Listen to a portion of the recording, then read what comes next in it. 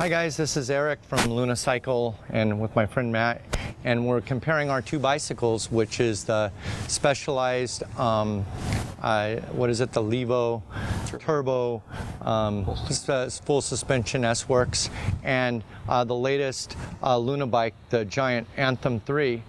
And I can't even tell you how proud I am that a Luna bike can be next to a bike this great and even be able to compare. The big things that you got to see, first of all, is the price point. This is a $9,500 bike. This is a $3,500 bike. And, so it's almost 3 times as expensive. And that's pretty crazy, But also, this bike has probably 5 times as much power with the Ludicrous controller than this bike, and it has almost 3 times the battery, right? And so when you look at that, when you're just comparing, if you just do a numbers comparison, it's not even a fair comparison. But then when you look at the bikes, this one is really sweet. It almost doesn't look like an electric bike at all. It's an amazing piece of engineering. If you look at our bike, you can see the motor hanging down. It's one of the bad features of this particular bike because we start with the giant bike as a start. We're stuck with the frame that we get, and you can see that the motor looks kind of added on.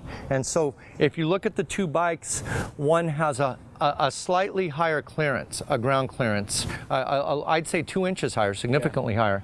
But the thing is that not many people I know ride these in those kind of climates where you are going to be bottoming out your bike, and you can just rip the hell out of this and hit the bottom of it right over rocks, everything else. It's not going to hurt it.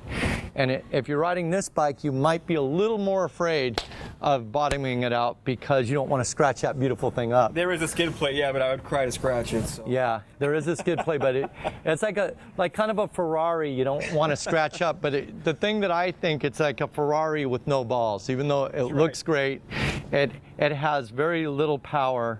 The way the power is delivered, it's a very sweet. But this one is like, it's a Ferrari with balls. Like, it's fast. It's like or I'd call it more like kind of Corvette with balls. Yeah, it's not as refined looking, but it's also got a lot bigger of a battery. And as an e-bike designer, the biggest thing is, where do you put the battery? And with this bike, we have an in-house built in the United States battery that we're really proud of, that is potted. I doubt that battery is potted, and using the latest manufacturing techniques, and we're able to put the maximum size battery that we can put inside the triangle, which is 1,200 watt hours, which is gigantic. And the way we did it is by designing a battery pack and a case just for this bike, this frame, right? And we do that for a lot of our bikes, which is not easy to do, but it's what we're able to do here in America. And the way this one does it is by what I call a purpose-built frame. We'll show it actually. And it's, I heard they spent millions of dollars to engineer this in several years. Look at that. Bam, you unscrew it with this tool. And bam. I'll disconnect the battery here. What are these? And you get a really nice looking battery pack. Now, I don't even want to ask what it's going to cost to buy an extra one of those. I asked for a quote, and they said, we're not sure. We've never looked it up before. I said, never looked it up. I'll deal with it when the time comes. I was like, you don't want to ask, and it's a 36-volt pack. So what you got here is a 36-volt bike. It'd be 14 amp hours, it says. That'd be like buying a $200,000 car, and it has 4 cylinders. But anyway, and then there's some other huge differences in the bikes and ethics and ideas. All right, so one is an off-road only bike, 2,500 watts. Go ride it at your own risk if you're going to ride it on the road, or put it in a lower power mode. You have this full color dashboard here, that you can see your speeds while you're riding. how much, or maybe it's not connected right now, but you can see your speeds when you're riding. You can see your all kinds of graphical displays, how far you've gone, your power assist levels. You can change your power assist while you're riding. You have full throttle when you're riding. Now this bike here is a different idea. No display. Like my customers, I told them you're not getting any display, any throttle. I don't think I'd sell very many bikes. Like once it doesn't have a throttle, it's like, what the hell? My customers complain if they don't have full throttle on every assist level, right? And that's like its own kind of problem. Like, you know, like, don't you want a level of a low throttle so that when somebody gets on it, they don't have a full 2,500 watts, so they don't, this bike, you don't have to deal with those questions, right? It's just no throttle. Like the only way you're going to get anywhere with this is by pedaling. And what that means is that these are off-road bikes. This is more the bicycle experience. So you're pedaling up a hill and you got to pedal up it and you got to deal with it. You might hit rocks or whatever. I mean, it takes a lot more skill to pedal up a hill than it takes to throttle up a hill. Where this bike, you can use the throttle for really technical off-riding. I think this is going to get you up much steeper stuff. You're going to have much higher power and you're going to have a lot more control because you don't have to pedal to keep going. But this is definitely more the bicycle experience. And I hate to say this, I've never put these words in my mouth, but this is more the electric motorcycle experience, where it's more throttle based. When you compare these two relative to one another, that's the case. Right. Right. And you know, we're getting better and better at this. Like, you know, whenever anybody comes and sees this, they go, "Oh my God, you know, like this bike, I'm so proud." Like, I don't think 6 months ago we could have put a bike next to this bike and it look as good, you know, like it look even in the same ballpark. But you look at them and to me they're both beautiful bikes, but of course the Specialized is better looking. But I think we're getting to that level. Ironically, this uses Specialized's Horst system that Specialized just their patent just expired on that, but it used to be you couldn't put this on a bike. For you guys that don't know, Specialized and Giant are competitors. Specialized is the biggest brand in the world. It's a very expensive bike as a bicycle, and Giant is known for making bargain bicycles. And you know, I'm sure they get into not bargain bicycles, high quality bicycles at a good price.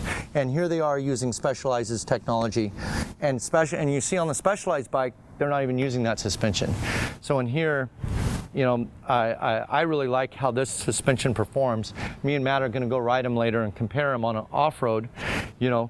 But you're definitely, the suspension systems on these bikes to me are equivalent. You know, like, although this one is probably a lot more expensive in terms of this component, this RockShox here. They both have RockShox. I'm sure this one's probably better, right? It's the highest, yeah. Yeah, top of the line stuff. And, you know, like... and that Fox Float rear shock is a great I mean, it's probably too. $500-600 just for the fork. Yep. So a lot of what you're paying for in a bike like this is the componentry. And here are the big pluses of this bike. The beauty of the interface, he's got a Bluetooth app, and if you can see the details in the video that we did earlier, and it's just an ingenious, like really nice interface like I've never seen on an electric bike. Just the way that the only indicators that you're on an electric bike are on this side here. It has a these lights as it lights up, and this will also tell you how much battery you have left. And you know, it's just obviously a well-engineered, and the biggest thing is the weight. This is 45 pounds, right? And 40 what? 46. And this one is like 57, 58 pounds. You know, all our bikes like get close to 60. And the reason why our bike is heavier is not because of the bicycle components or something like this. It's that to put out real power reliably takes an overbuilt system, a bigger battery than what you need, a bigger motor than what you need, right? And our bike, you know, just the motor is 13 pounds. You know, the battery is another 10 pounds, and we can't get away from that. We can't just put a smaller battery in it and explain to our customers that, you know, if you go full throttle, your bike only has like a 3, 4 or 5 mile range. With this thing, it has a tiny battery in it, but you still get a long range because the bike forces you with its software to make you pedal, to make you give your fair share. You can't cheat with this bike. So as far as cheating goes, this is a lower degree of cheating than this is, right? Now, one of the benefits of my bike here is that people say I'm do-it-yourself. That's not true anymore. That was us in the beginning when we just sold do-it-yourself components. I would call this a production bike. I mean, definitely, we're making it here, we're assembling it here. A lot of this is made by us, including the battery, right? But here's the thing. I call it an upgradable bike, so that if you ever decide you want a better battery comes out, you can swap it out, or you can buy another battery from us. Or if your motor, if a new motor comes out, you can switch it out. It's an upgradable bike. Or if your motor breaks, it's super easy for us to repair it, or send you the part you need to repair it. It's a very easy to service motor. Whereas this thing, it's going to be half a day's job just to get the motor out of the frame. And like if that thing breaks and you're out of warranty, you're going to be out of luck. You're talking like Matt tried to get an extra battery, he couldn't even get a price. I can tell you that battery is going to be pricey, and if you can imagine, how long was the warranty anyway? I'll have to double check. The motor is longer than the rest of the bike was. I think the standard bike was a year, but I think the motor and components were like 3 years. And this is where warranty really makes a difference, because people ask, well, why don't we offer a longer warranty? Well, we do offer a longer warranty, but we choose to not include it in the price. And if people want to add a warranty, they can add it on, because really you don't need a warranty with a bike like this. I mean, like I've never been successful with sending an electric bike back for repair with anybody. Like you're going to just get, no matter if you have a warranty with us or not, you're just going to get a part to repair it. Yeah. I looked it up. So yeah, 1 year for the whole bike. Right. Lifetime for the frame. The motor and the battery are 2 years. Right. And they guarantee at least 75% battery performance over 300 charge cycles. Okay. And the battery keeps track of the charge cycles. So there you go. So it's 2 years. And see, on that bike, that's really important, because it's going to be so expensive to fix it if it gets broken, right? And when you're dealing with Specialized, I think you have a good chance of them actually honoring the warranty, because when I was an electric bike consumer, I had a lot of stuff break and never got any of these companies to ever cover a warranty. I will say my brakes 2 weeks ago, both brakes were getting sluggish, and were getting kind of like they were sticky. Right. And they replaced both entire brake setups, no questions asked, and all brand new. They actually upgraded the components even. That's right. Yeah. And that is a really important point I want to make, because a lot of people I think it's really trolls that, or people repeating each other, people who haven't had experience with us, attacking our customer service. It's completely different the way Matt bought his bike compared to a Luna customer buying their bike, because Matt didn't buy his bike from Specialized, right? Matt bought his bike from a local bike shop, and he paid a premium for that. The bike shop makes their 30-40%, right?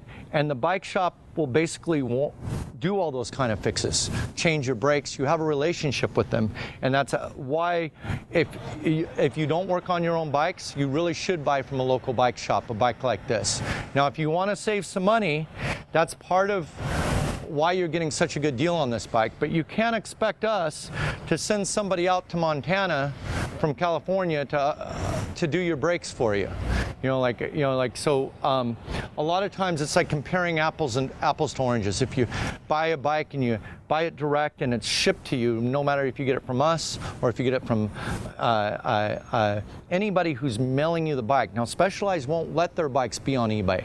Won't let their bikes be. You're never going to get this bike mail order, I don't think, right? Because Specialized wouldn't allow it. Like, it's only going to be sold through authorized dealers. And for us, the model we've chosen is to go direct only. So that, and it's kind of like in our ads that, look, you have to wrench a little bit to keep this thing up. And the other thing is, this is a low power bike comparatively. So it's not going to have the same issues. Whenever you go to like 2,500 watts, you're going to have more wear and tear on everything, right? And if people are hard on it, like I know people can break a bike every time. Like they can test our bikes. You give a bike to Live for Physics and have him go ride it off road, he's going to break spokes. He's going to break, the bike's going to come back broken every single time. right? And it's part of bike ownership that, you know, like that if you go out and you really hit things hard, you're gonna break stuff, right? And on a 2500 watt bike, if you're like torquing from a dead stop, if you're, you know, going up long hills at full throttle in the wrong gear, yeah, guess what? You're gonna like eventually melt stuff and things are gonna break.